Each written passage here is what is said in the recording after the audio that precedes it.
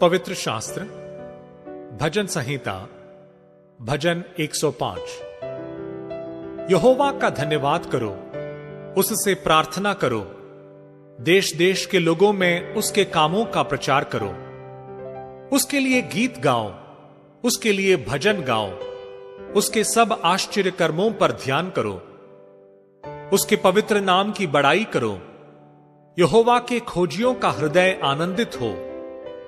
यहोवा और उसकी सामर्थ को खोजो, उसके दर्शन के लगातार खोजी बने रहो।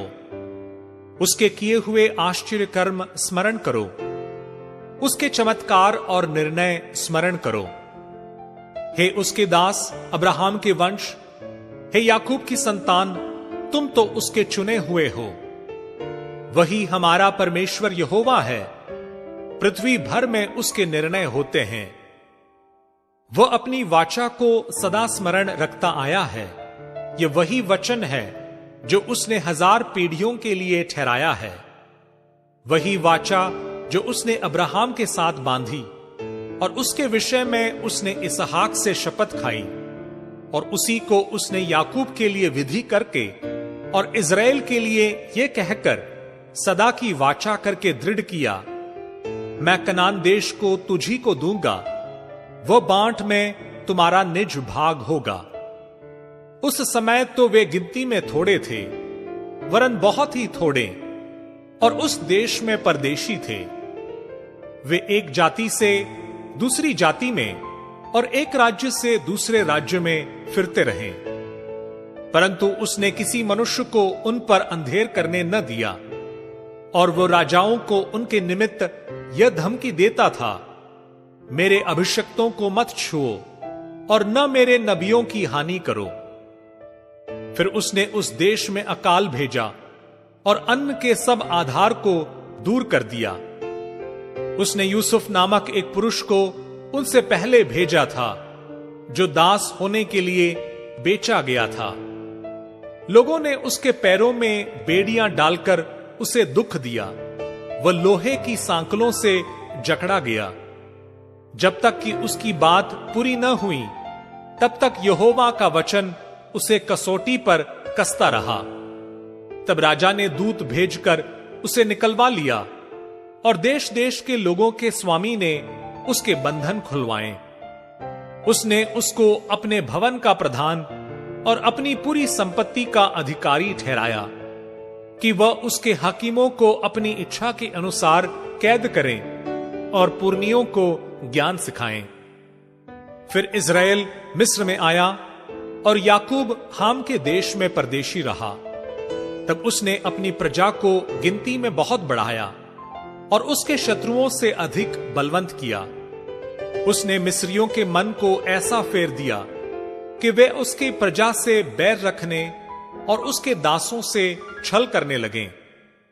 उसने अपने दास मूसा को और अपने चुने हुए हारून को भेजा। उन्होंने उनके बीच उसकी ओर से भांति भांति के चिन्ह और हाम के देश में चमत्कार दिखाए। उसने अंधकार कर दिया और अंधियारा हो गया, और उन्होंने उसकी बातों को न टाला। उसने मिस्रियों के जल को लहू कर डाला और मछलियों को मार डाला। मेंढक उनकी भूमि में, वरन उनके राजा की कोठरियों में भी भर गए। उसने आज्ञा दी, तब डांस आ गए, और उनके सारे देश में कुटकियां आ गईं। उसने उनके लिए जल वृष्टि के बदले ओले और उनके देश में धधकती आग बरसाई। उसने उनकी दाखलताओं और अंजीर के वृक्षों को, वरन उनके देश के सब पेड़ों को तोड़ डाला। उसने आज्ञा दी, तब अनगिनत टिड्डियां और कीड़े आए, और उन्होंने उनके देश के सब अन्न आदि को खा डाला, और उनकी भूमि के सब फलों को चट कर गए।